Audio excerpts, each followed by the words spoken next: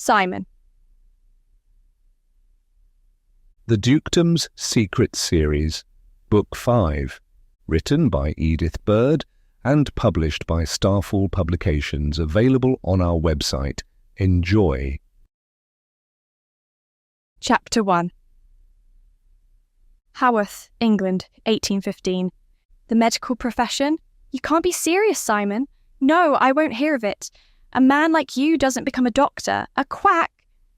No, Simon Wilkinson's father exclaimed, shaking his head.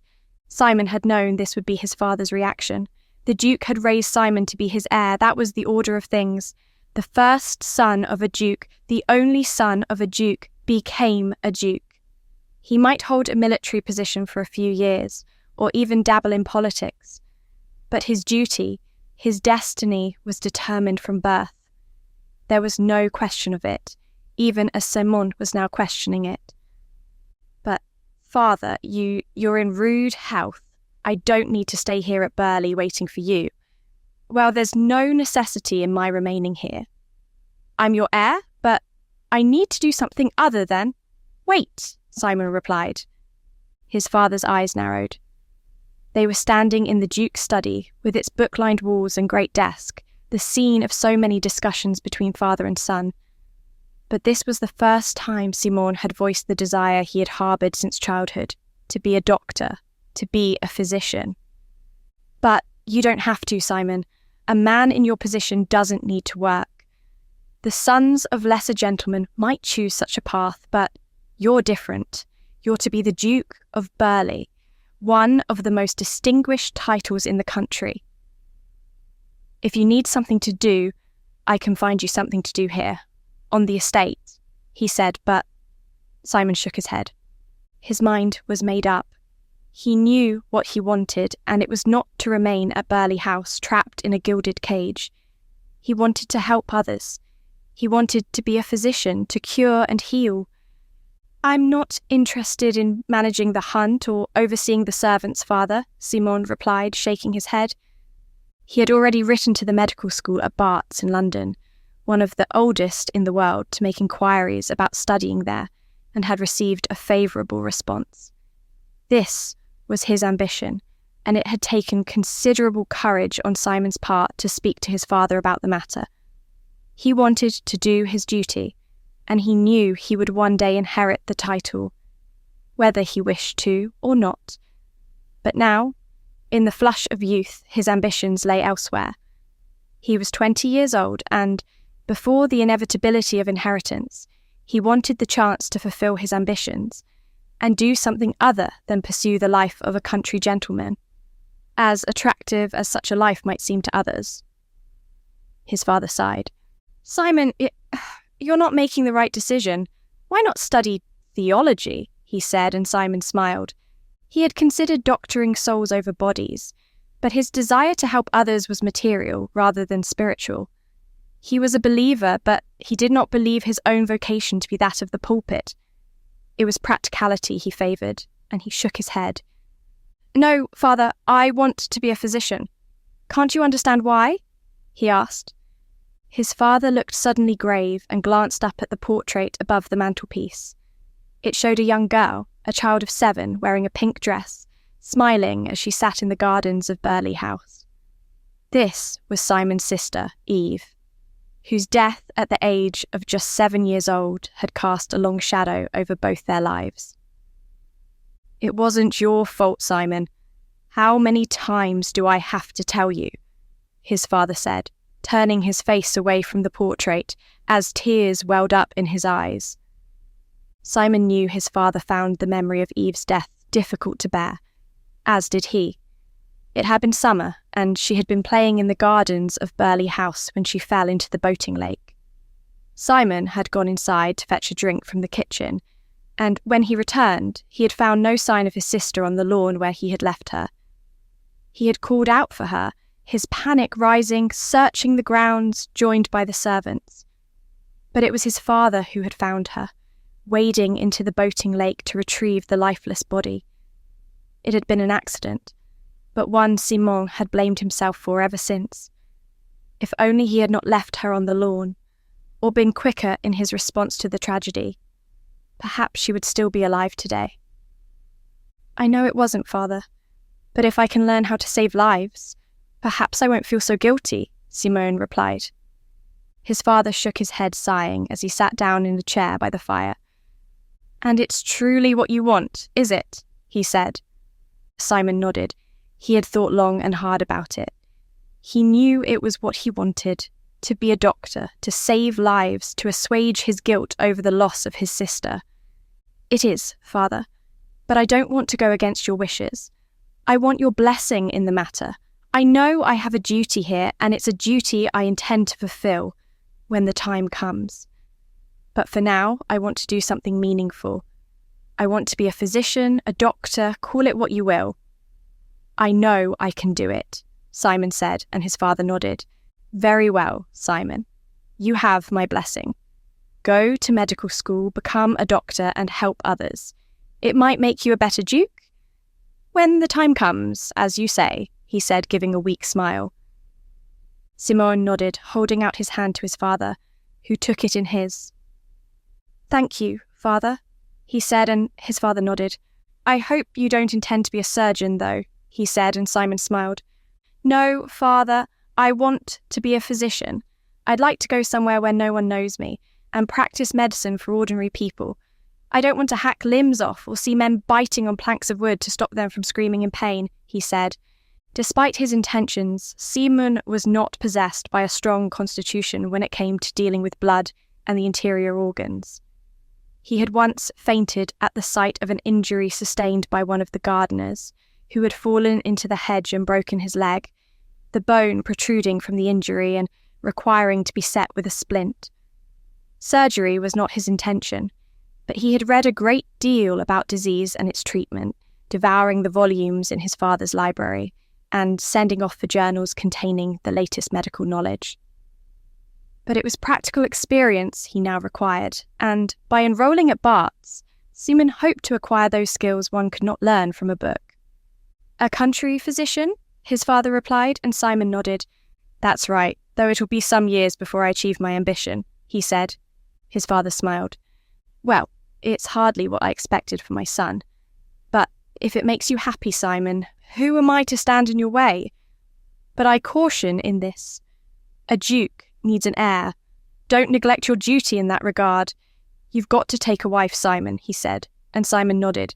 I'm still young, Father, and I won't neglect society in its entirety. I just don't want my youth to pass in a flurry of balls and soirees without having done something worthwhile, he said, and his father sighed. I know I won't dissuade you, Simon. Follow your heart. But don't feel guilty about your sister. It's my guilt to bear. I promised your mother on her deathbed I'd take care of you both. I failed in that, Simon, he said. Simon could only feel sorry for his father, who had become a widower when Simon's mother had died in childbirth with Eve. Their father had doted on them, and the loss of his sister had been a tragedy from which the Duke had never fully recovered. There were days when he would sit in the drawing room, staring out towards the boating lake, lost in thought, and Simon knew he blamed himself for the tragedy, even as no one could have foreseen it. You haven't failed at all, Father, and if you won't let me feel guilty for the loss of Eve, I won't let you feel so either, Simon replied. His father shook his head, crossing to the window and pulling back the curtain to look across the garden. Evie was buried beneath a large oak tree. Evie's tree. It had been her favourite place to sit, and, following her death, Simon's father had wanted to keep her close. It was the same plot Simon's mother was buried, and it had seemed a fitting burial ground for her daughter's final resting place too. I couldn't bear to think of her in the graveyard, surrounded by forgotten stones, gathering moss beneath the yew trees, the Duke had said, and he and Simon would go to visit the graves marked by simple headstones and their view across the parkland. Following Evie's death, Burley House had grown quiet, a mournful place, the servants talking in hushed whispers, and nothing of the happiness and joviality Evie had brought to them remained. There was no doubting the impact his sister's death had had on him, and it was Simon's sole reason for choosing the path he was now to take. Then, be a good doctor, Simon. Be the physician who could have saved your sister. Your mother, too, perhaps, Simon's father said, and Simon nodded. He was grateful to his father for giving his blessing, even as he knew it would be a wrench to leave the estate and its many memories behind him. He was setting off into the unknown, into a world he knew nothing of, save for what he had read in his father's library. Dr. Fraser, the local physician, had smiled wryly when Simon had gone to see him about the matter of medical school. He had been a ship's surgeon in the Royal Navy before returning from sea and setting himself up as Harworth's resident physician. "It's not always a gentleman's profession, my lord," the doctor had said. But Simon knew that. He knew he was leaving a rarefied world for something very different than he was used to. But at medical school, and in his practice, Simon did not want to be known as the heir to the Duke of Burghley. He would be Simon Wilkinson, an aspiring physician, and, in time, a practicing doctor. "Thank you, father. And thank you for giving me your blessing," Simon said, and his father nodded. "Follow your heart, Simon, and may it lead you to good fortune," the Duke replied, and it was as though this was to be a parting of ways. It was to be a parting of ways, for Simon had made the arrangements for his enrolment at Bart's, and was set to depart for London in the coming days. The two men shook hands, and Simon thanked his father again, promising to remain loyal to his duty when the time came. "I am still your heir, father, but in the many years to come, I hope to do some good too," Simon said, and with this intention in his heart, he bid his father farewell. Chapter 2. Lancaster, England, 1819. "You've sufficient for the house, have you, sir?" the woman said, looking sceptically at Simon, who nodded. "Oh, yes, it's quite adequate. And servants?" he asked. The woman, a rotund creature in an ill-fitting black dress, raised her eyebrows. "Well, the last doctor managed with just a manservant and a cook, and he kept most of the rooms shut up," she said, as Simon looked around the empty consulting room and nodded with satisfaction. The house was adequate, owned by the woman, a Mrs. Fielding, who stood in front of him. It had served as a residence for the former doctor in the parish, who had left Lancaster under something of a cloud, owing several £100 in debts. This was to be Simon's first practice. He had concluded his medical studies and shunned the possibility of a position at one of the great city hospitals in favour of a position on the edge of Lancaster, which included the Burnley Abbey estate, home to the Duke of Lancaster. "He left under something of a cloud, didn't he?" Simon said, and the woman nodded. "Yes, he owes me 3 months' rent, though I'll never see it. That's why I'm eager to learn if you have the means to pay, sir," she said, and Simon smiled, and from his pocket he took out an envelope containing 6 months' rent and the wages of whatever servants Mrs. Fielding could arrange for him. She looked at it in surprise. "Will that be adequate?" he asked as she counted the money. "Oh, yes, sir, more than adequate. I'll have the house opened up immediately. I know 2 girls who need positions as maids, and Mrs. Asquith can start in the kitchen at once. You'll only have to lodge at the inn for a few days. I'll have the place furnished for you too," she said, her attitude changing at the sight of the money Simon had proffered her. "Very good. I'm looking forward to beginning my work," Simon said, imagining how he might furnish his consulting room. "And what brings you to Lancaster, sir?" Mrs. Fielding asked. Simon had always wanted a rural practice, but the parish held another attraction too, and Simon had been appointed by the heir to the Duke of Crawshaw as physician to a school for blind children, sight loss being a particular interest he had developed during medical school. He hoped to make a study of the children and perhaps write up a monograph on the subject of childhood blindness, using the school as his study. "I am to work for the heir to the Duke of Crawshaw, Lord Crawshaw, Ernest Howard," Simon replied. He had responded to an advertisement in one of the medical journals, and he and Lord Crawshaw had corresponded, though they were yet to meet. It had been something of a risk for Simon to take up the position, but on seeing the advertisement, he had felt an immediate sense of the possibility of doing practical good in relation to the school, and had not hesitated in responding. Yes, the School for Blind Children. It's an admirable foundation. They're to be housed in the Dower House, I believe, on the Burnley Abbey estate. There were some problems with the previous building.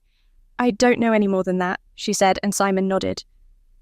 He did not know much about the project himself, but he had read several accounts of a similar school in Manchester, and had been impressed by Lord Crawshaw's determination to provide an education for those disadvantaged by sight loss. I'm going over there this afternoon. I want to get started with my work at once. If you can have the house opened up and see to the appointment of the servants, I'd be grateful. If you need any more money to cover the expenses, don't hesitate to ask, Simon said. He knew his position was a privileged one. His peers at the medical school were forging careers for themselves, but Simon had the luxury of not needing to make money, and he could afford to take any position he desired. He had his considerable allowance from the estate, and would furnish the house and keep it accordingly. That's very good of you, sir, and it's a worry off my mind too. I had such trouble with the last doctor, Mrs. Fielding said, and Simon smiled. Well, I hope we'll get on very well, Mrs. Fielding. Now, if you'll excuse me, I must be getting on. Could you direct me towards the Dower House? He asked. Certainly, sir. Have your carriage take you a mile or so further along the road here, then turn into the gates of the estate. You'll see the church, St. James, up ahead, but if you follow the drive for about half a mile, you'll come to the Dower House. They've made a lot of changes there to accommodate the children. But I believe his lordship's just set off on a grand tour of Europe. He just got married, you see, to a merchant's daughter. Times are changing, aren't they? Mrs. Fielding said, shaking her head. Simon smiled, knowing she would be equally surprised if she knew it was the heir to a dukedom standing before her. Simon had mentioned nothing of this in his correspondence with Lord Crawshaw. He only wanted to be a physician, and had no intention of using his rank or privilege for his own gain, even if his wealth had proved useful in securing the house. They are, Mrs. Fielding, for the better, perhaps, Simon replied. The woman shrugged, and Simon thanked her again before stepping out of the house, now his own, and making his way to the waiting carriage, instructing the driver to take him in the direction of the Dower House. It's a fine estate, sir, the driver replied, and Simon smiled. He was beginning to like his new home. The country was pleasant, the people friendly, and the prospect of doing good was evident. It seems so, Simon said, climbing into the carriage and pulling down the window. Asterisk, asterisk, asterisk. Now, don't waste a moment. You should be on your way to Venice, Isobel said as Ernest came up to where she and Alicia were standing by the waiting carriage. It's very good of you, Isobel. Are you sure? He began, but Alicia stopped him. She's sure, Ernest. Now, come along, we should be going. We've got a long journey ahead of us, first to London, and then on to the continent, she said, taking her new husband's arm and leading him towards the carriage. Isobel followed them, kissing them both before they climbed into the compartment. You'll write, won't you? She said, and they both nodded. Every day, Ernest replied and closed the door. Pulling down the window, he and Alicia leaned out. They're going now, Isobel called out, and the others turned to wave them off. Goodbye, Ernest, goodbye, Alicia, Isobel's mother called out, and the Duke raised his hand and waved. The happy couple, off on their adventures, enjoy your grand tour. I want every detail of it described to me when you return, and to the children too, he called out. Ernest grinned, waving from the carriage window, and Alicia caught Isobel's eye. Be happy, Isobel. I know you will be, she called out, and the carriage now drove away. The school was open, and the teachers were ushering the children inside under the watchful gaze of the matron. Isobel had a great deal to do, but she was confident in her own abilities and grateful to her brother for placing his trust in her as he had done. She wanted to do the best she could, and now she approached the mother of Timothy Powell, smiling at her, as she placed her hand on Timothy's shoulder.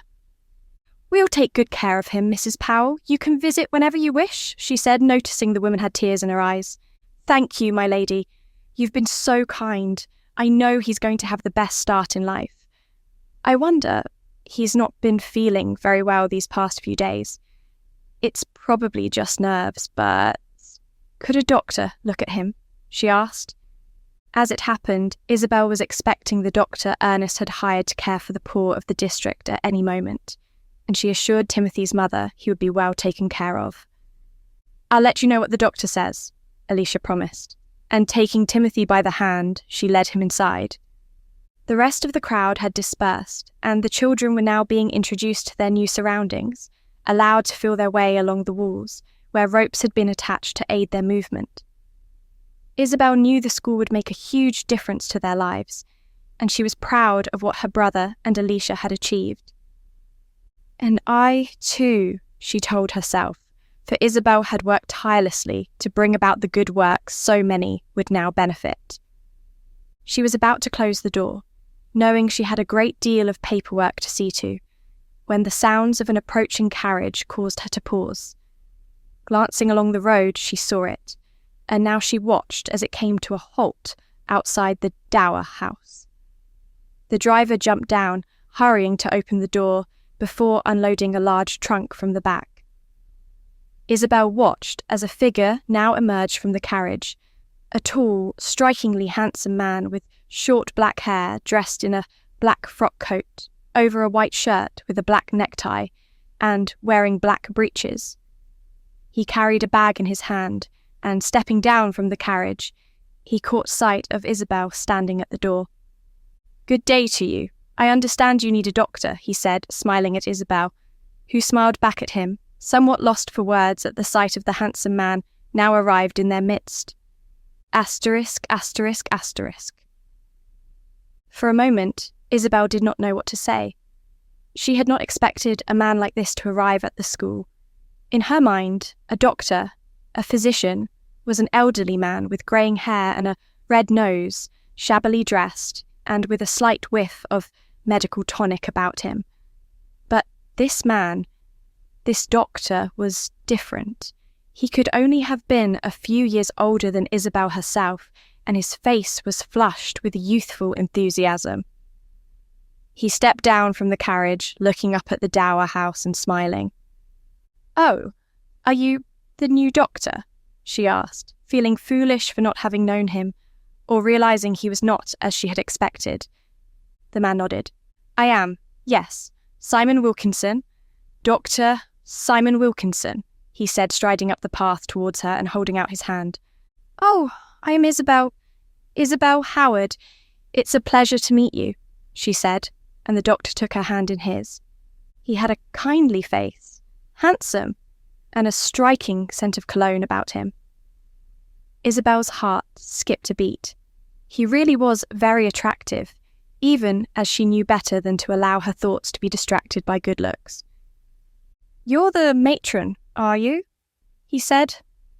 Isobel blushed. "No, I'm not the matron. I'm the headmistress," she said, and the doctor looked at her in surprise.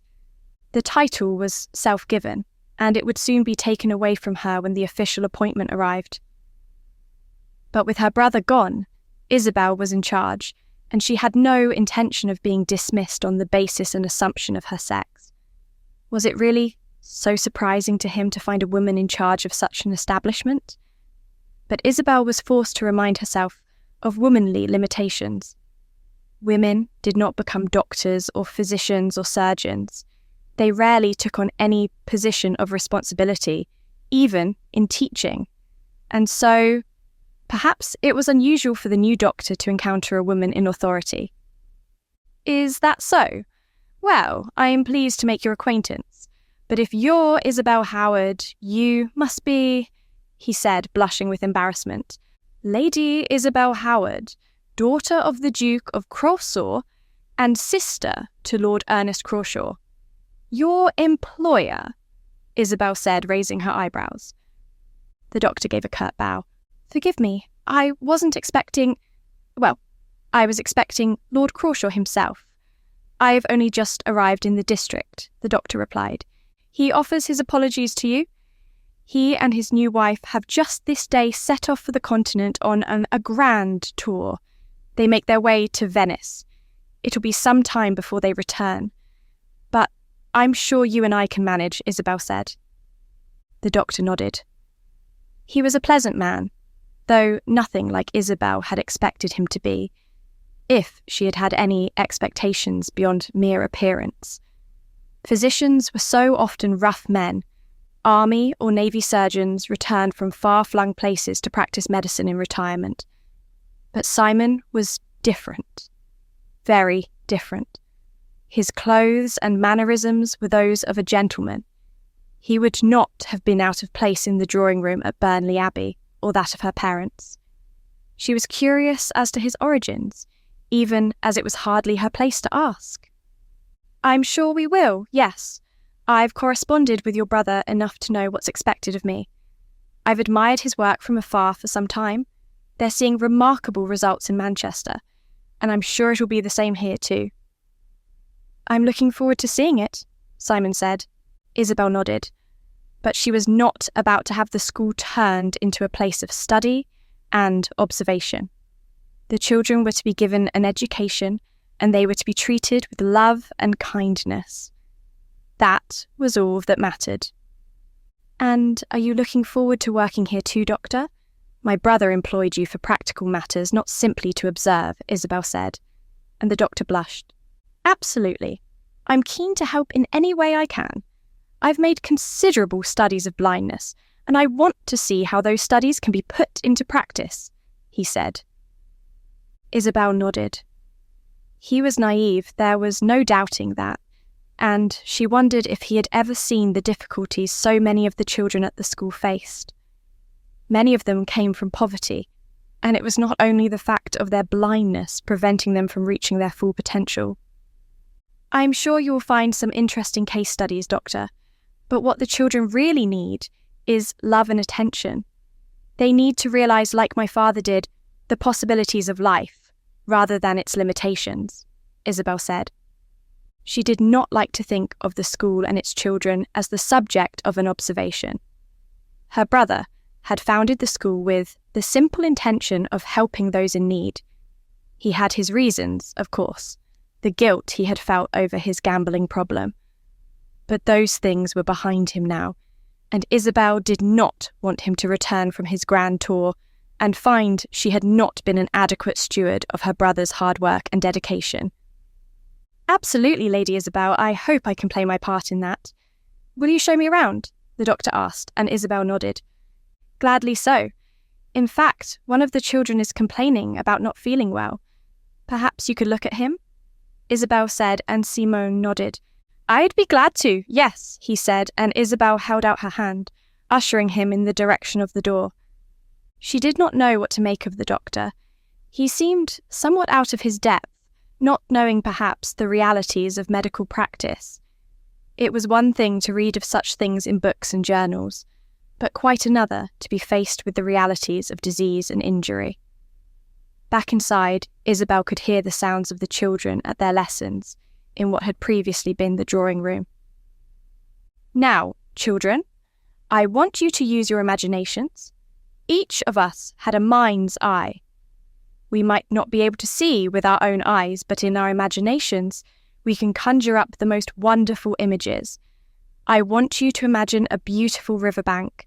Look at it for a moment, see the river meandering through a meadow of wildflowers, hear the flow of the water, smell the sweet perfume of the blooms, the teacher was saying. Isobel and Simon stood in the doorway, watching the children, a dozen in total, at their lesson. Each was sitting at their own desk, and several helpers sat around the edge of the room, ready to respond to the children's needs. It was a remarkable sight, a remarkable achievement, and it brought a smile to Isobel's face as she watched. They all deserve the same chance as those who can see. That's what my brother believes. That's what we all believe.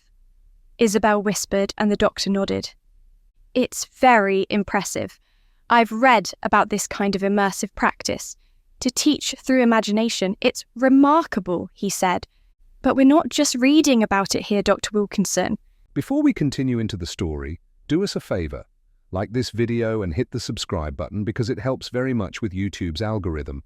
If you want the audiobooks ads free, visit our website and select our bundles to save more. Thank you again. Now back to our story. We're making it happen, Isobel said, for she wanted to remind the doctor they were not in the pages of a medical textbook now. These were real children, with real needs. And now she beckoned him to follow her to the next classroom, intending to witness his bedside manner for herself. Timothy Powell was sitting at the front of the classroom, once the dining room. He and the other children were making patterns with rice, and Isobel went over to him, kneeling down in front of him. He sensed her presence, holding out his hands to touch her face. "It's you, Lady Isobel," he said, patting her cheeks, and Isobel smiled. "Very good. Timothy, you're right, and I've brought the doctor to see you. Your mother told me you weren't feeling very well. I'm sure we can make you better, though. Take my hand," Isobel said, nodding to the teacher as she led Timothy out into the hallway. Simon was waiting there, and as he stepped forward, Timothy held out his hands. "I have to touch you first," he said. Isobel smiled, glancing at Simon, who looked suddenly uncomfortable. "Well, what are you waiting for?" she asked, raising her eyebrows and wondering if the new doctor would live up to the reputation preceding him. Chapter 3. Simon knew he had got off to a bad start with Isobel, mistaking her for the matron, talking about the studies he hoped to conduct, and now, looking down at the boy in front of him, he felt entirely out of his depth. At medical school, he had encountered the occasional patient, but always in the company of superior doctors and physicians. Only the most serious cases were treated in the hospital, and while Simon had observed obscure diseases and remarkable injuries, his experience with ordinary people was somewhat limited. The boy's request to touch his face had surprised him, even as it was surely not unreasonable for a blind child to want to do so. "Ah, yes, certainly," Simon said, kneeling in front of the boy, whom Isobel had introduced as Timothy. He was a pale-looking child, gaunt and malnourished. He needed feeding. His arms were thin and cheeks pinched. He was wearing ragged clothes and a flat cap pulled down over his forehead, the very image of poverty.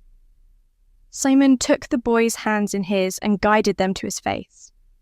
"There now, Timothy, you know what the doctor looks like, don't you?" Isobel said, and Timothy nodded.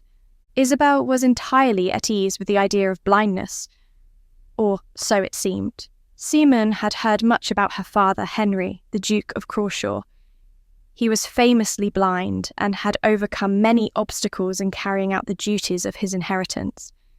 There were many who believed a blind man could not hold such an office, but the Duke of Crawshaw had proved them wrong, and Simon hoped to have the opportunity to meet him, even as he knew he had not made the best of first impressions. "I can see you now," Timothy said, and Simon smiled. "May I examine you?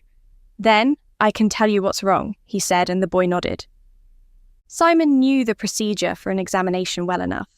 He had read about it in a dozen textbooks and seen it performed several times. He began by holding Timothy's hand in his, testing the joints, before examining the glands around the neck, opening the eyes, checking the mouth, and performing a dozen other observations, being careful and methodical in his procedure. Isobel stood at his side, waiting expectantly. "And your diagnosis?" she said, as Simon straightened himself up. "Ah, well, it's hard to tell, you see," Simon said, scratching his head. "Aren't you going to ask him how he feels?" Isobel said. Simon blushed. He had been so deliberate and thorough in his examination. He had neglected to ask the patient what was wrong with him. "Yes, certainly. Can you tell me, Timothy?" he asked. Timothy pointed to his stomach, lifting his shirt to reveal a number of small marks across his lower abdomen.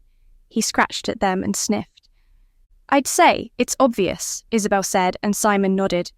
Ah, yes, chicken pox, he said, feeling foolish for not having realised. He had not thought to lift the child's undershirt, examining him instead with thoughts of injury or poverty as the cause of his ill-feeling. But the diagnosis was clear, and Simon knew he had to act fast to prevent the infection spreading to the other children. He'll have to be isolated from the other children. We don't want an outbreak in the school. If one gets it, they could all get it, Isobel said. She stooped down and took Timothy's hands in hers.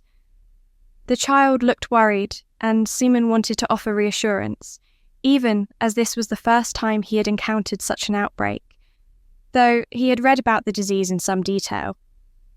You'll itch for a few days, Timothy, but bed rest and hot soup will see you through, Simon said. Yes, don't worry, Timothy. You'll be quite all right. We'll have the matron put you to bed away from the other children. I'll come and sit with you, Isobel said. As she stooped down, Simon noticed a set of marks on the exposed skin above the collar of her dress. They were the same scars Timothy would have, and Simon realised Isobel, too, had suffered the infection at some point in her childhood. He, too, had been afflicted, recalling 2 weeks spent in isolation from his sister, who had cried every day until they had been reunited. It hurts, Timothy said, sniffing, as Isobel took him in her arms. But you must try not to scratch. It only makes it worse. Come now, I'll bathe the spots with chamomile lotion, and you can have a hot cup of tea and some soup, she said. Simon was impressed by Isobel's kindness towards the child, and now he followed her upstairs to the dormitories, where she instructed the matron to prepare a sick room for the boy and bring him hot tea and soup. Simon himself felt somewhat redundant. He had played no actual part in the diagnosis, and his suggested treatment would have been the same as Isobel had already decided on. Perhaps I should check the other children, he said, and Isobel nodded. Yes, you could do. I'll have to write to Ernest and tell him. Poor Timothy. And on his first day. Our first day, Isobel said. The matron now took charge of Timothy, and he was placed in a single room off the dormitory where he could be isolated from the other children. Simon tried to make himself useful, suggesting a tonic he had read about in a medical journal, and instructing the matron on how best to apply it. Isobel stood listening in silence, and Simon wondered what she really thought of him. It's one thing reading about it, he thought to himself, for he was beginning to feel entirely inadequate to his calling, and a fool for not having recognised what was so obvious in Timothy's condition. Most children contracted chickenpox at one time or another. It was a rite of passage in many ways, and the first thing a doctor should think of when examining a poorly child. Are you going to look at the other children? Isobel asked, raising her eyebrows as Simon stood at the end of Timothy's bed. Ah, yes, I will do, he said, turning to leave the room. Thank you, Timothy said, and Simon smiled. You're very welcome, Timothy. I'll check on you later. You'll be quite all right, I promise, he said, stepping out into the empty dormitory. Simon hoped he did not have an epidemic on his hands, and, making his way downstairs, followed by Isobel, he summoned the children one by one for examination. To his relief, none of them showed signs of the chickenpox, though Simon knew he could not afford to be complacent. Timothy could be the first one to show, Isobel said after they had examined the last child. Yes, we'll check them all again tomorrow, and keep Timothy in isolation for the next week. I'm sorry you've been burdened with this on your first day in charge, Simon said as Isobel led him into her study off the hallway. My brother entrusted me with the running of the school. I'll do whatever's necessary whilst he's away, Isobel replied. Simon could not help but admire her practicality. Lord Crawshaw was fortunate in his sister, and Simon could not help but think of Evie, wondering if she, too, would have grown up with the same strength of character and determination as Isobel. Simon admired her, even as he found her somewhat intimidating. The medical world was the preserve of men. Women would act as nurses, midwives too, but the upper echelons of society demanded the presence of physicians, of men, even in childbirth. And Simon's medical training had been conducted on that understanding. He was not used to dealing with the fairer sex, not in matters of business, nor on a personal level. "And I'll do all I can to help you too," Simon assured her. She nodded, shuffling some papers on the desk, and now she looked up at him, her eyes narrowing. "Why did you come here? To Lancaster, I mean?" she asked. Simon faltered. He had no intention of revealing the truth of his background.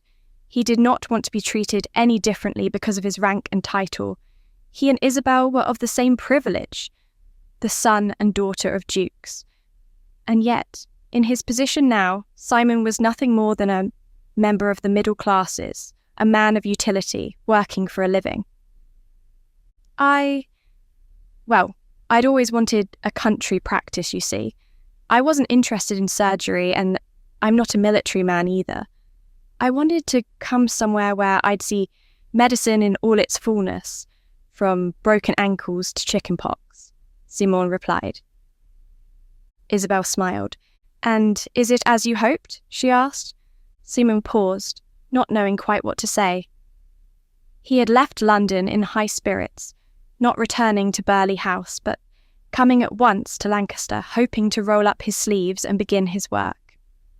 But his failure to recognise even the most obvious of alignments, and his encounter with the eminently more practical Isobel, had made him question the abilities he had believed himself to be possessed of. "I'm sure I'll get used to it," he replied, reminding himself he had only been the parish's resident physician for a few hours. His new life would take time to grow accustomed to, and it was inevitable he should make one or two mistakes along the way. "And what of your background? What made you decide to become a doctor?" she asked. Simon faltered. He was not ready to reveal the truth. He did not want to reveal the truth. His past, his shame over Evie, his guilt, was not something he readily talked about. At Bart's, Simon would tell his fellow students he was the son of a merchant from the north, and none of them knew of his rank or title. "I suppose I wanted to help others. I'd always admired the work of physicians, the possibility of curing the incurable, the discovery of new treatments, the expansion of knowledge. I want to do something worthwhile. I want to help people," he said, and Isobel nodded. "As do most physicians, one would hope," she said, and Simon agreed. She seemed satisfied with his answer, even as Simon was curious to know more about her. But given his apparent place in the social order and the inequality of their perceived rank, he felt he could not ask her the questions he desired to know the answers to. Was she married? What were her hopes and ambitions? What did she think of her brother and his intentions for the school? Instead, Simon limited himself to the more perfunctory and practical. "How often will you require my services? Shall I visit the school each day?" he asked. "It's up to you. You'll have other patients to see, I'm sure. But my brother specifically requested your attachment to the school, and you've already mentioned your interest in making a study of the children," Isobel replied. Simon felt foolish for having spoken in such terms. He did not want Isobel to think he was merely interested in the children as a point of study. He wanted to do his best by them, and Simon had already made up his mind to check on Timothy that very evening. He wanted to prove his worth, even as he knew he had not made a good first impression. Yes, well, all in good time. But I should be going now. I've taken up enough of your time, Lady Isobel," he said, rising to his feet. Isobel did the same, ushering him out of the study into the hallway. She held out her hand to him and smiled. "Until we meet again. Soon, I'm sure," she said, and Simon nodded, taking her hand in his and returning her smile. "I'll return this evening to check on Timothy, and tomorrow to make another examination of the children," he said, wanting to appear practical in his intentions. She nodded, showing him to the door, and Simon thanked her again, not wanting to leave on a sour note. I'm sure you'll find your place amongst us, Dr. Wilkinson, she said. Please, Simon, if you will, he said, and Isobel nodded.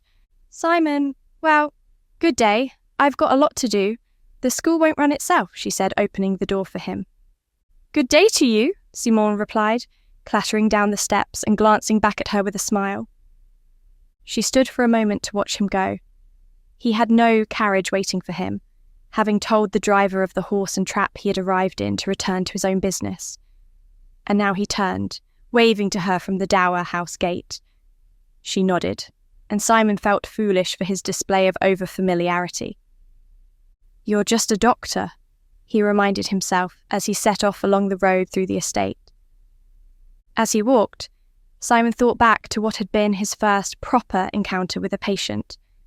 He had failed spectacularly in his diagnosis, but had tried his best in the aftermath, and now he thought through the various treatments for chickenpox, wondering if he had missed anything. He was so absorbed in his thoughts, he hardly noticed the sound of a carriage behind him. But as it passed, a shout came from the compartment, and the carriage slowed. You must be the new doctor, a voice behind him said, and Simon turned to find a young man smiling at him from the open carriage window. He was handsomely dressed with an aristocratic look about him, and Simon nodded, removing his hat as a mark of respect.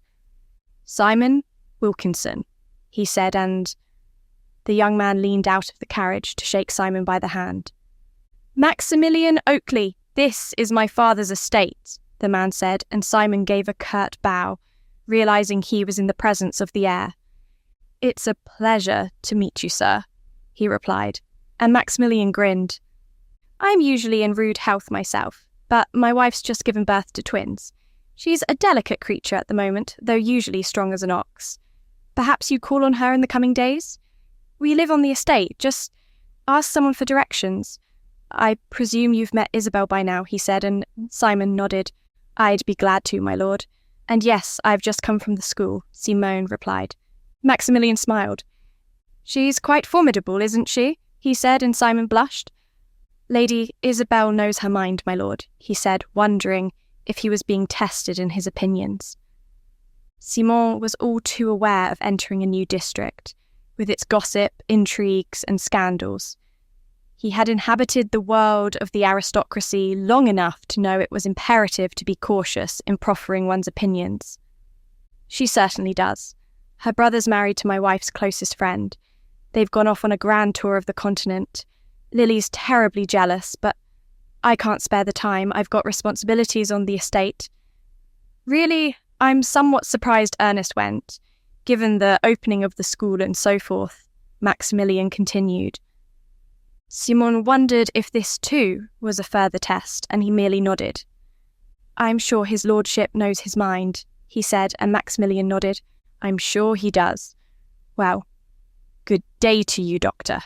And don't forget to call in on my wife on your rounds, he said, signalling for the drive to go on. Simon watched him go, hoping he had shown more shrewdness in his dealings with this second aristocrat than with the first. But as he made his way back to his lodgings, Simon could only hope he would find his place in this new and unfamiliar setting, knowing he still had a lot to learn and a lot to prove. Chapter 4. He didn't even think to check for chickenpox. I was waiting for him to do so.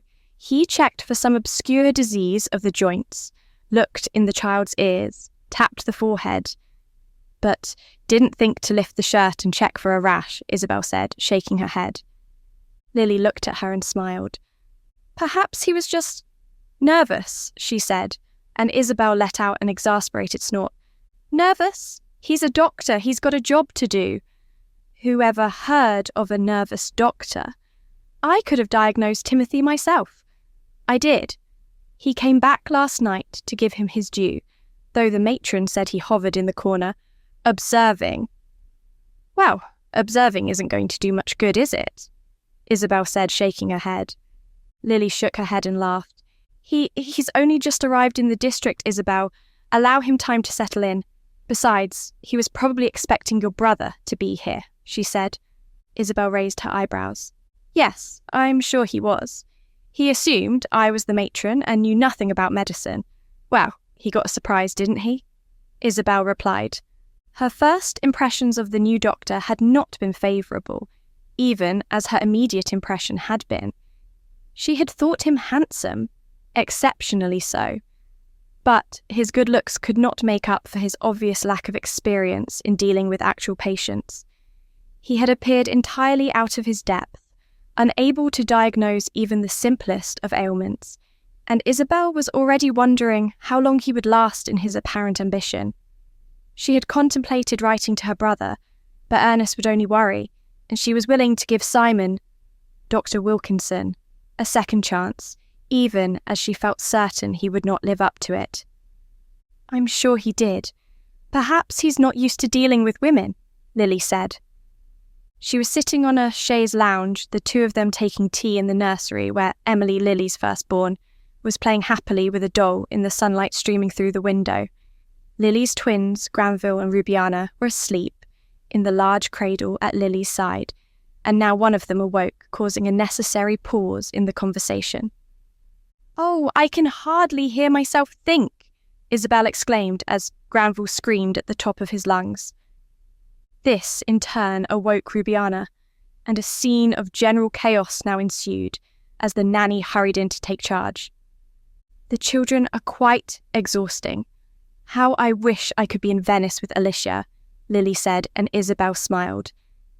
"It'll be a while before they reach Venice. They're not even in London yet." "I had a letter from Ernest this morning. They'd stopped at the school in Manchester on the way," she said. Lily rolled her eyes. "All he does is think about his work. Poor Alicia, will she ever get to Venice?" she said.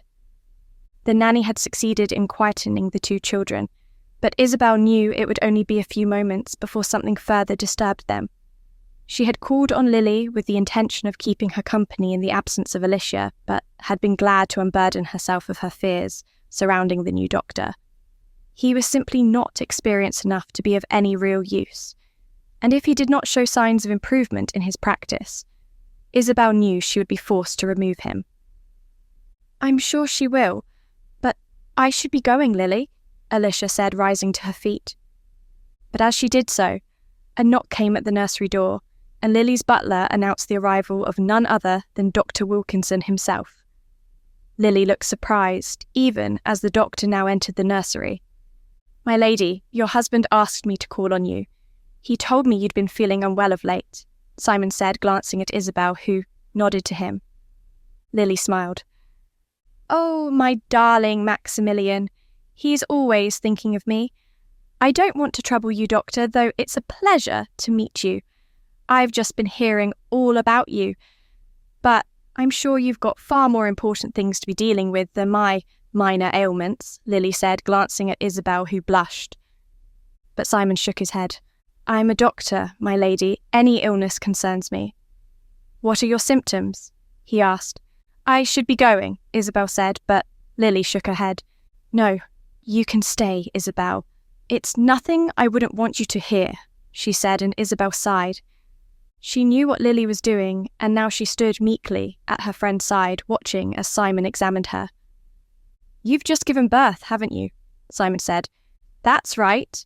Twins Granville and Rubiana," Lily said, casting a proud look towards the cradle. Simon smiled. The same reaction Isobel had seen in several others when introduced to the unusually named children. "How delightful! And are you feeling tired? Have you fainted at all?" he asked, and Lily nodded. "Constantly. And I almost fainted last night. Maximilian had to catch me to stop me from falling," she said. The doctor touched the back of his hand to her forehead. Isobel watched with interest. He seemed far more capable in his dealings with Lily, even as she had seen none of this capability the day before at the school. "You feel cold to the touch. Are you shivering?" he asked, and Lily nodded. "That's why I'm wrapped in this blanket. But it's not cold. I had to have a fire in the bedroom last night." Poor Maximilian had to sleep in his dressing room. He was far too warm, she said, and Simon nodded. "Yes, I don't think we need to draw blood," he said, and Lily looked at him in horror. "Is it something serious, Doctor?" she asked, but Simon shook his head. "I don't wish to go into undue detail," he began, but Lily waved her hand. Oh, nonsense. We're quite happy hearing whatever detail you wish to give us, Dr. Wilkinson.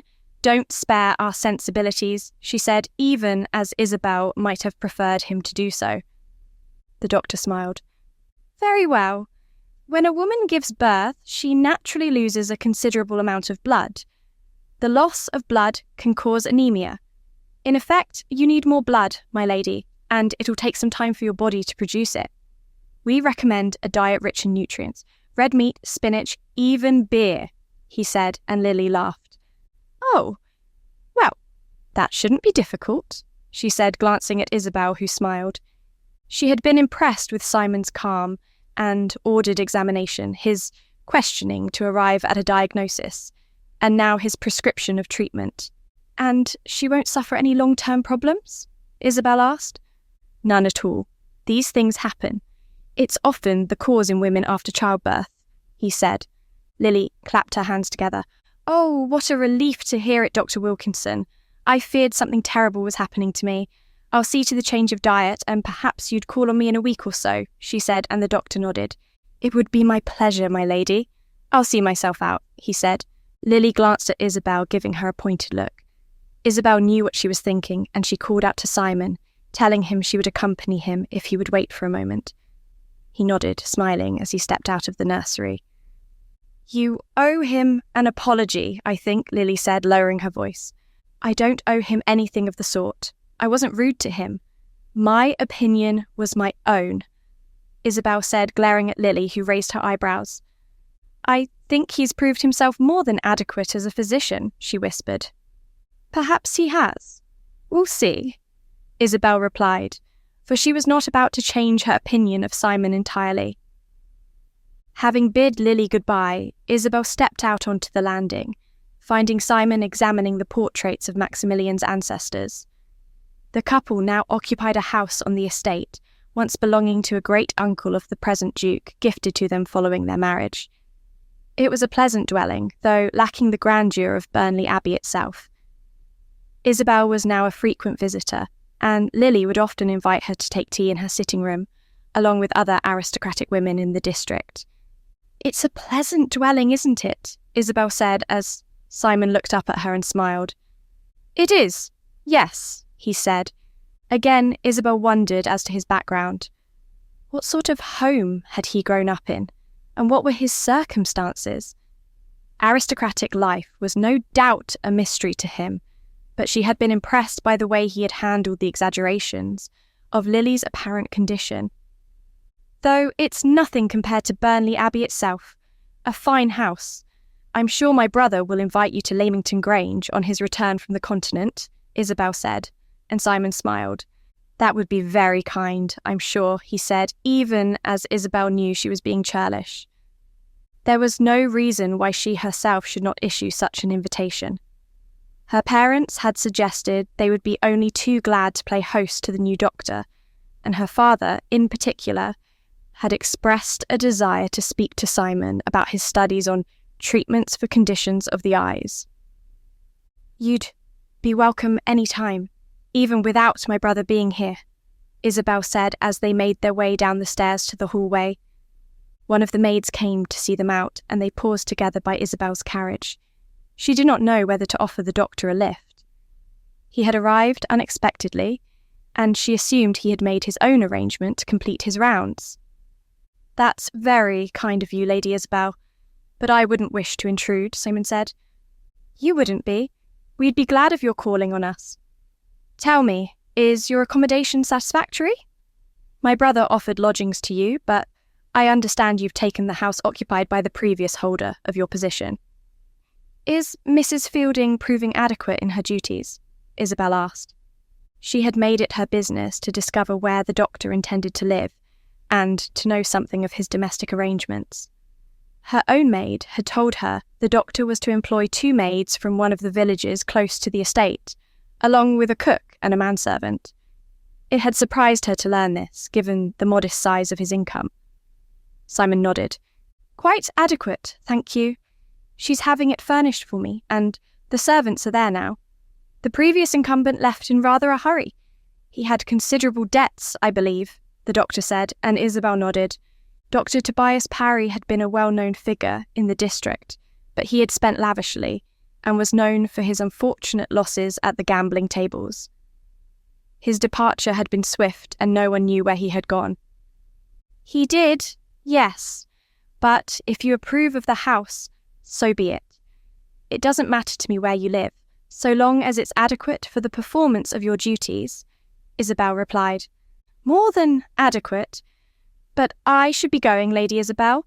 I've got several more patients to see before the end of the day, and then I'll call in at the school and check on Timothy, he replied. Isobel nodded. And don't forget to examine the other children too, she said, but Simon smiled. I have just been there to do so, my lady. I couldn't find anything wrong with any of them. But we must be vigilant, he said, and nodding to her, he set off in the direction of the town. Isobel watched him go, thinking of Lily's words about misjudgment. Perhaps I was wrong, she admitted to herself as she drove back to Leamington Grange in her carriage. Have you seen the new doctor today, Isobel? Her father asked when she joined her parents in the drawing room for tea. I have, yes, father. He called on Lily whilst I was there. There's nothing wrong with her, not really, it's the blood loss after birth. She's tired and feels cold all the time. He prescribed a diet of red meat for her, Isobel said. Her father smiled. And what of the children? Have they taken to him? He's to be their physician, after all, he said. The Duke took a keen interest in the affairs of the school, but he had trusted Isobel with its running, insisting she be the one to make decisions whilst Ernest was away. His bedside manner leaves something to be desired. I don't think he's used to children, Isobel said, and her father laughed. He'll have to learn, won't he? He's unmarried, then? What of his background? Isobel's father asked. But Isobel could tell him little he did not already know. She knew nothing of the doctor's past, not even where he had been born. And as for family, I assume he's unmarried? Yes, I'd know, Isobel replied, for the doctor had given no indication of a vocation other than that of medicine. We're lucky to have a young man like that in our midst. You should invite him here, Isobel. I told you I'd like to talk to him about his interest in the development of blind children. Aren't I a case study in myself? Her father asked. No, father, I don't want you subjected to the prods and pokes of a physician, Isobel exclaimed, horrified at the thought of her father reduced to an object of medical examination. But the Duke laughed. And how can one expect progress in the treatment of disease without observation? We need men like Dr. Wilkinson to advance progress, Isobel. Yes, true enough, I suppose. As it happens, I've already invited him here. He appears diligent in his duties, though, she said, her words trailing off. She did not want to openly criticise the new doctor. He had only been in their midst for a few days, but Isobel was still not convinced as to his complete suitability. His diagnosis of Timothy having left much to be desired. Though what? Her father asked, even as Isobel shook her head. No, it doesn't matter, father. You can judge for yourself, Isobel said, willing to give Simon a chance, even if her first impression had not been as she might have hoped. Chapter 5. Simon had 6 other house calls to make that day, and he was diligent in his duties, proceeding from house to house where he encountered a diverse range of ailments. There was a sprained ankle belonging to a maid, a case of gout in an elderly gentleman who had drank a bottle of port to himself the previous evening and devoured 3 partridges, and a persistent cough in a small child who looked a pathetic creature wrapped in blankets, sitting by his mother's hearth and shivering. He'll live, won't he, doctor? His mother asked, her eyes filled with tears. Simon smiled at her reassuringly. He'll live. Children are stronger than we think, once they get past birth at least, he said, prescribing a tonic for the boy, and promising to return the following day. It was a new and very different way of life, far removed from the theoretics of the medical school. These were real people requiring real help, and Simon was under no illusion as to the seriousness of his undertaking. Later, he called into the school, finding Timothy much the same. "He slept a little, Doctor, and it doesn't seem like any of the other children have succumbed," the matron said. "Then that's a relief. Keep him separate, and I'll call on him in the morning," Simon said, smiling at Timothy, even as he knew the boy could not see him do so. As he made his way back to his lodgings, he thought back to all the different encounters of the day. It had been extraordinary in its variety, from the grandeur of Lady Lily's house to the simple dwelling of the woman and her child. Medicine knew no bounds, and an ailment could as readily be visited on the rich as on the poor alike.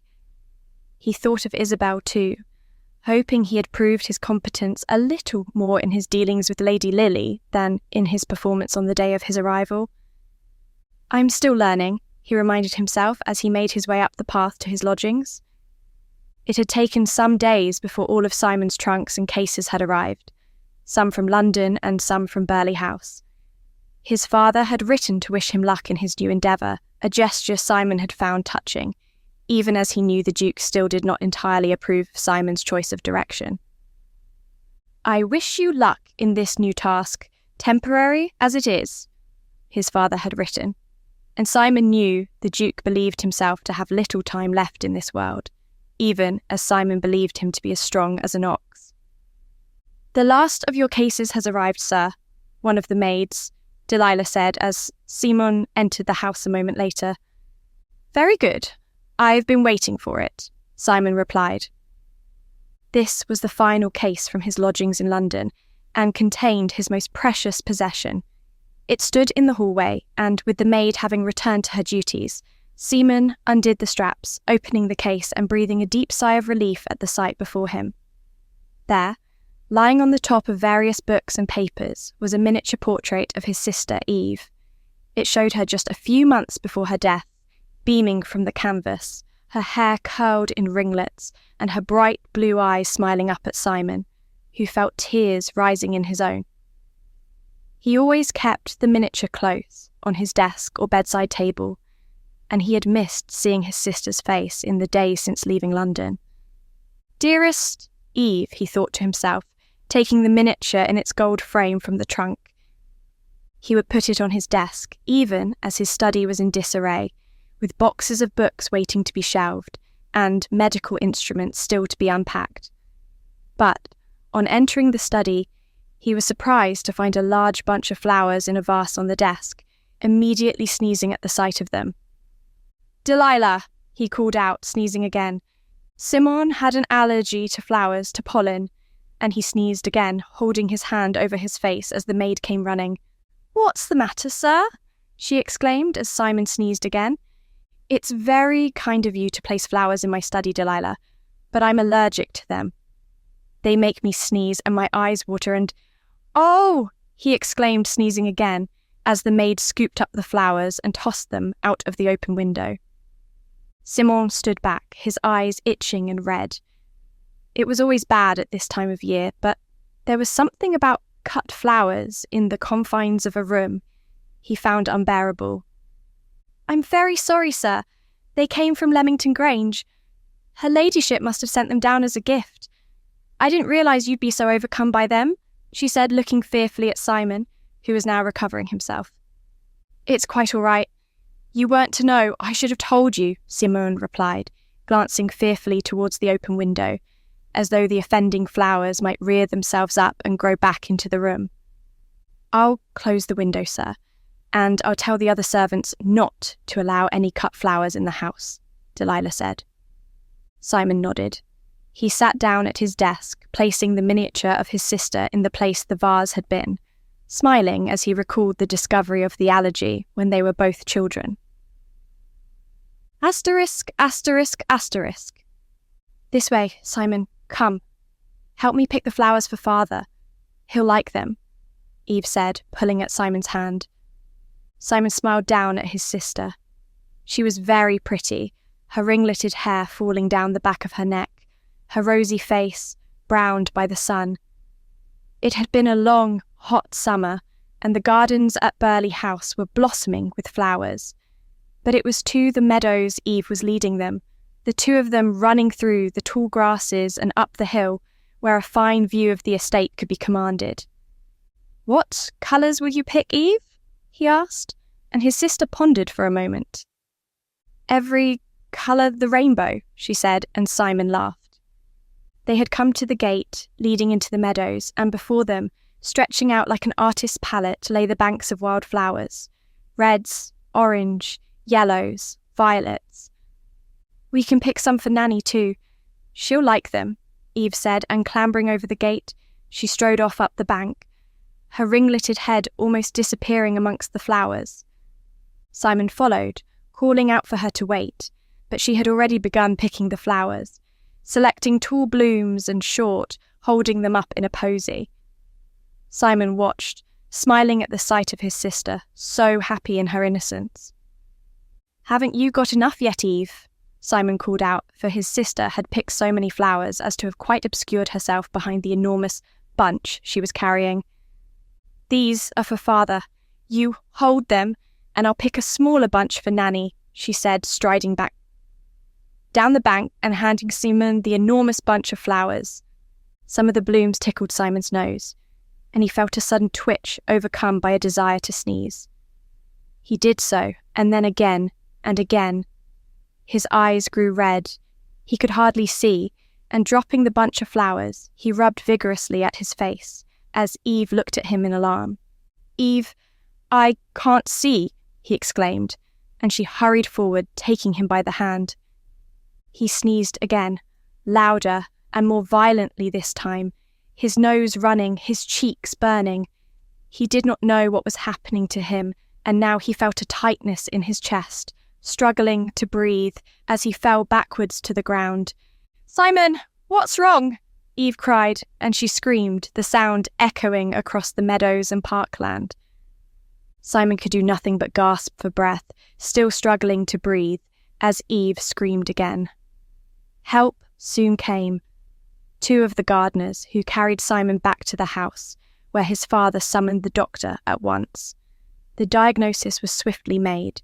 Simon was allergic to pollen, to the flowers his sister had picked, and must avoid being in close proximity to such blooms again. With his breathing recovered and the pain in his eyes gone, Simon thanked his sister for her quick thinking, and their father was full of praise for his brave children. It was a memory Simon held dear. His sister had saved him, even as he had been unable to save her. Asterisk, asterisk, asterisk. "I hope you're feeling better, sir. I've made you a pot of tea, and I've toasted some muffins for you too," the cook, Mrs. Clement, said, bustling into Simon's study and returning him from his memories of the past. "Oh, thank you, Mrs. Clement. That's very kind of you," Simon said, as the cook set the tray down on Simon's desk. "I'm sorry to hear you were allergic to the flowers. It was kind of her ladyship to send them down. The gardens at Burleigh House are beautiful. The Duke had them designed to his own specifications. They're filled with scented plants. He can't see them, but he can smell them." "They say it's like walking through a perfumery," the cook said, smiling at Simon, who nodded.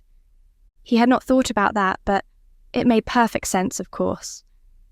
The scent of flowers, their perfume, would only be heightened in one who had lost their sight, and he wondered if perhaps the children at the school, too, might benefit from a visit to the Duke's garden, even as Simon himself would be standing well back. "It sounds like a remarkable place," Simon replied, remembering Isobel's invitation to visit. "They're a good family, sir. We're lucky in this district. The Duke of Lancaster and the Duke of Crawshaw," the cook said. Simon smiled. He was the equal to these men. As an heir, in his own right, at least, even as he had chosen to remain anonymous for the time being. "I'm pleased to hear it. That's my impression too," Simon said, and he was resolved to visit the Duke's estate the following day and make the acquaintance of a man who had faced so many obstacles in his inheritance, a man whom Simon could only admire. Asterisk, asterisk, asterisk. These gardens are magnificent, Simon thought to himself as he walked up the drive towards Leamington Grange. The parkland stretched out on either side, and beyond lay terraces where all manner of plants and flowers were blossoming in a riot of colours. The house itself was framed by tall redwood trees, and a fountain stood on the forecourt, the spouts gushing up some 100 feet and falling back down into the water with a loud splash. The scent on the air was remarkable, just as the cook had described. It was like being in a perfumery. Quite extraordinary, Simon said to himself as he approached the house. Isobel's invitation had been vague. There had been no specific time suggested, but Simon had already visited the school and made several house calls.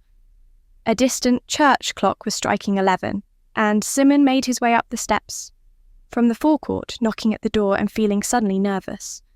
Once again, he was aware of what he was perceived to be, rather than what he was. As the heir of the Duke of Burleigh, Simon was Isobel's equal, and that of her father too. But as their newly employed physician, he represented an aspiring middle class. Doctors did not arrive unannounced at grand estates expecting to be received on equal terms. They had a function, and despite Isobel's invitation, Simon could not help but wonder what kind of reception he would receive. The door was opened by a butler, who looked a little taken aback at the sight of the doctor standing on the steps. "Good morning, sir. Is it on school business you come?" he asked. Simon faltered. "No, Lady Isobel asked me to call on her," he replied. Had been calling as a gentleman, there would have been no question of his admittance. But as a doctor, it seemed a reason was demanded as to his presence. "I wasn't aware she was unwell, sir," the butler said, for Simon had handed him his calling card. "She's not, but she asked me to call on her." "So I have," Simon said. He had not expected it to be this difficult to gain entrance, but the butler nodded, stepping aside to usher Simon into the hallway. "Wait 1 moment, sir. I'll inform her ladyship you're here," he said. Simon was left alone in the magnificent hallway, with its black and white marbled floor and a grand staircase sweeping up to a gallery above. Portraits lined the walls, and Simon looked up at one in particular with interest. It depicted a couple, the Duke and his wife, Simon presumed, for the man had a blank staring expression, his eyes unfocused, blind. Simon had often tried to imagine what it might be like to be blind. He had once conducted an experiment with a pair of spectacles he had covered over with binding board on the lenses and shutting out the light on all sides. He had worn them for a day, attempting to understand something of what it was like to be without sight. But at the end of the day, he had taken them off, realizing the experiment was a farce. He had restricted his sight for a day, but to a blind person, the restriction was for life. It was not a novelty to be emulated, and Simon had felt some shame in reporting his results. "Dr. Wilkinson, what a pleasant surprise," a voice across the hallway said, and Simon looked up to find Lady Isobel standing next to the butler. "Lady Isobel, I hope you don't mind my calling on you like this," Simon said, stammering under her imperious stare. "Not at all. Come into the drawing room. My father and I were just talking about you," she said, much to Simon's surprise, and he followed meekly after her, wondering what he was getting himself into. Chapter 6. Isobel was pleasantly surprised at Simon's unexpected arrival. Her invitation had been vague, and she had half expected the doctor not to take it up. She and her father had been discussing the outbreak of chickenpox at the school, and it was hoped they could contain it to just a handful of cases, if Timothy's symptoms proved already contagious. Isobel had no intention of closing the doors when they had only just opened, and she knew Ernest would not have done so either. "We were talking about the chickenpox. We can only hope Timothy's case remains the only one. Have you seen anything today to suggest it isn't?" Isobel asked. She was yet to visit the school that day, her correspondence keeping her in the morning room for longer than she had expected. She wondered as to the purpose of the doctor's visit. Was he calling on them socially or professionally? And as she ushered him into the drawing room, she was uncertain how best to introduce him to her father. "Ah, Dr. Wilkinson, We were just discussing you. In glowing terms, I assure you, the Duke said, rising to his feet at the sound of the door opening. The butler had seemed surprised when he had announced the doctor's arrival, but Isobel's father treated him as an expected guest, holding out his hand as Simon stepped forward. "Good morning, Your Grace. I am so very pleased to meet you at last. Yes, I understand you were discussing the outbreak of chickenpox. There's nothing to worry about as far as I can see. I don't think it's spreading. We've done the right thing in keeping Timothy isolated, and we can only wait and see what happens next," Simon said. He seemed somewhat nervous, and Isobel wondered if, despite his learning and studies, he really had any understanding of what it meant to be blind. She herself had never known anything different in her father. Growing up, she had known he could not see her, and it had always seemed entirely natural to take his hand in hers to guide him, or make whatever provisions were necessary for his comfort. "I'm sure you've done the right thing," the Duke said, and Simon nodded, glancing at Isobel, who invited him to sit. "And you're settling in well at your lodgings, are you?" she asked. The previous day, she had instructed one of the gardeners to cut flowers from the garden and make up a bouquet to send down by means of a welcome. She had expected the doctor to thank her, but no note had arrived, and he had not proffered his gratitude on arrival either. "Very well. Yes. I've unpacked most of my things, and the servants have been very good," Simone replied. Isobel had been surprised at the number of servants the doctor had engaged. She knew his stipend to be modest, and certainly not enough to run a household with several servants. The previous doctor had managed with just a manservant, and the occasional help from a woman in the village, but the new incumbent seemed used to a more ordered existence than his predecessor. "I'm glad you find the house to your satisfaction, and your domestic arrangements too," Isobel's father said. "Everything's most conducive, Your Grace, thank you," Simon said, and the Duke nodded. "Did you receive my flowers?" Isobel asked. She had expected him to thank her for them, but, to her surprise, Simon looked suddenly aghast. Yes, the flowers. I'm allergic to cut blooms. They make me breathless, I can hardly see, and my nose runs—" "Quite horrible," he said. Isobel raised her eyebrows. "Oh, I see," she said, even as the doctor apologised. "It was thoughtful of you, Lady Isobel, but quite unnecessary," he said. "Then I'll send something else next time," Isobel replied. She still could not entirely fathom the new doctor. He was different to other physicians with their rough and ready ways. He had certain mannerisms about him she found familiar, and he appeared entirely at ease in his surroundings, though he continued to look with some nervousness at her father. Not, it seemed, because of his position, but because of his ailment. "I understand you want to make various studies of the children, perhaps even of me," the Duke said, and Simon nodded. "Yes, Your Grace, though only with your permission, of course. I've read a great deal about blindness over the years, but as for studying it closely, I've not had the chance. Perhaps, forgive me, could you describe what it's like?" he asked. Isobel raised her eyebrows. She did not like to think of her father as an object of study, or the subject of an academic discourse. He was blind, but it did not mean he did not live precisely the same sort of life as so many others. Better, perhaps, because of his position. "I hardly think—" she began, but her father interrupted her. "Let the doctor ask his questions. Medicine can't advance without questions," he said, and Simon nodded. "That's very true, forgive me, but as to the experience of being without sight—" "How does it feel?" he asked. Isobel's father pondered the question for a moment. "Well, how does it feel to see? I was born blind, completely without sight. I don't know what it's like to see, just as you don't know what it's like not to see," he replied. Simon nodded. "Fascinating. And you're entirely right, Your Grace. I don't know what it's like not to see. I can close my eyes, but it's not the same. But what of your mind's eye?" he asked. The question interested Isobel too, though she had never been brave enough to ask it. She often wondered what her father saw when she described something to him, or when he placed his hands on someone's face to get a sense of who they were. She knew his senses were heightened: hearing, smell, taste.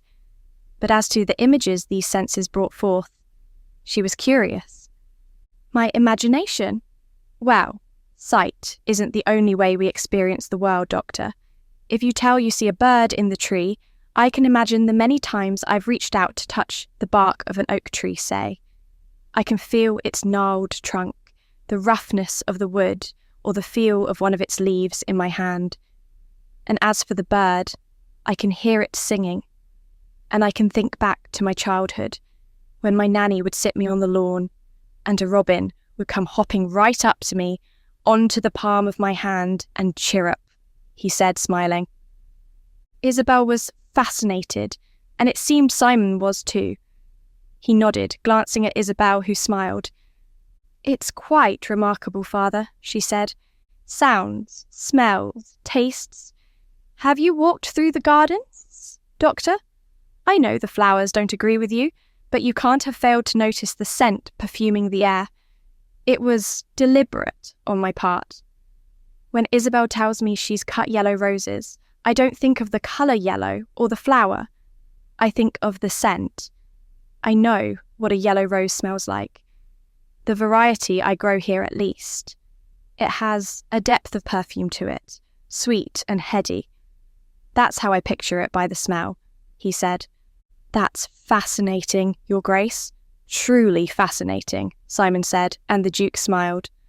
I'm glad you asked me. Most people assume I don't know anything. They dismiss me as a tragic case. If it weren't for my rank, they'd ignore me completely. That's why I'm so glad Ernest founded the school. We need to teach the children the value of their own worth, and how to use their imagination as I've just described it, he said. And that's what we intend to do, Father. The children are already making excellent progress, and one only has to look at the school in Manchester to know the benefits such an education brings, Isobel said. She was proud of what they had achieved already, even as she knew there was still a great deal to do. Blindness was not the only affliction facing so many of the children, for their lives were so often mired by poverty, their families poor, and unable to provide even the basic necessities. I'm proud of both my children, Doctor. They've already done so much to help those in need, and I'm glad to think your own studies might benefit these children further, he said. Simon nodded, glancing at Isobel, who smiled. She had been wary of the doctor's questions, but glad to hear her father's responses, even as she hoped Simon would do more than write a mere study of what he had discovered. I concur, Your Grace. Your sons' and daughters' achievements are admirable. The school is a remarkable achievement, and the children are showing excellent progress, even in the few days it's been open, Simon said. Isobel was grateful for his praise. She wanted the school to be a beacon of possibility, a model to emulate and inspire. She knew Ernest wanted it too, and she was determined to do all she could to make a success of the enterprise during his absence. And we're glad to have you here as part of it, Isobel's father said, rising to his feet and holding out his hands. This was the sign he was ready to excuse himself, and she rose to her feet, taking his hand in hers and leading him to the door. The ropes hung along the corridors would guide her father to wherever he wished to go, probably to her mother's sitting room. It was an ingenious system, a series of knots in the ropes allowing the Duke to discern where he and the house he found himself, without the need for a guide. Thank you for your time, Your Grace, the doctor said, rising to his feet. The Duke nodded. Come and see me again soon, Dr. Wilkinson. I'm sure we've got a lot to discuss with one another, he said. Isobel helped her father as far as the door, opening it for him and guiding his hand to the rope. A pleasant man, he whispered, and Isobel smiled. I'm glad you think so, Father, she replied. The Duke now made his way along the corridor, and Isobel returned to the room, closing the door behind her. Simon was still standing, examining a portrait above the mantelpiece. Your brother? He asked, and Isobel nodded. Run your hand over it. It's quite ingenious, she said, and with a curious expression on his face, the doctor reached up and did so. Remarkable, he said as Sis said, and Isobel smiled. The portrait was textured, painted in such a way as to allow the lines of the face, the features such as the nose and ears, to be examined. To the casual observer, it was merely a portrait, but Isobel's father had intended it for his own pleasure as much as anyone else's. A similar portrait of Isobel hung in the morning room, and it always amused her to introduce the technique to unsuspecting guests. It was my father's idea. He wanted to touch the paintings, but couldn't, and so he had an artist come from London, one who willingly accepted the challenge of creating a portrait examinable by touch as well as sight, she said. I hadn't realised. Well, for a blind person, everything you and I take for granted has to be considered differently, he said. It was obvious to her, even as it had not seemed so to him. But in Isobel's experience, there were many who did not entirely understand her father's condition. There were those who thought him entirely incapacitated, and who could not believe him capable of the many tasks he performed, whilst others would even suggest his loss of sight was exaggerated, and that there were things he could see, even as Isobel assured them he could not. Precisely. And it's one thing to be told that, and quite another to realise it for oneself. This house is a model for what can be achieved, and we've adapted many of my father's innovations for the school too, Isobel replied, pointing to the rope around the edge of the room. It's quite remarkable, and I'm grateful to you for your hospitality, Lady Isobel. But I shouldn't take up too much more of your valuable time, nor my own, I suppose, Simon said.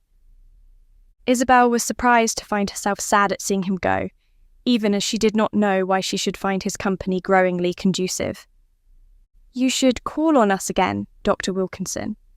I don't know what you've made of Lancastrian society so far, but if you're used to London, you might find it somewhat limited, amongst the different classes at least, she said. The doctor smiled. I keep myself to myself, Lady Isobel. I don't tend to mix very much with the society, he replied. Isobel was somewhat taken aback. Was he rebuffing her invitation? He should have been flattered to be included in their society, given his position. Oh, well, you may find the winter long, Dr. Wilkinson, without suitable distraction, she said, nodding curtly to him. Once again she knew she had not gained the full measure of him. Who was he? A man who shunned society and yet appeared at ease in its company. A man who had no real understanding of the practicalities of the patients he served, and yet had studied every book pertaining to their conditions. A man who had entered their midst, and yet without any true reference to his own past or origins. She still knew nothing about him, save for what she could observe in the immediacy. I am sure I can find plenty of distractions, Lady Isobel, but I should be going now. I'm very grateful for your kind hospitality, and thank you again for the flowers. They were well meant, I know, he said as she offered him her hand. Yes, Doctor, they were well meant, Isobel replied. She did not know if he snubbing her or merely being overly polite. It was all very confusing, and after the doctor had left, she returned to the drawing room and sat down with a heavy sigh. How very curious. I can't imagine what he thinks of me, she thought to herself, feeling foolish for caring, even as she did care what the doctor thought of her. At dinner that evening, her father was full of praise for Dr. Wilkinson, calling him a medical visionary and speculating on the possibility of a cure for blindness in years to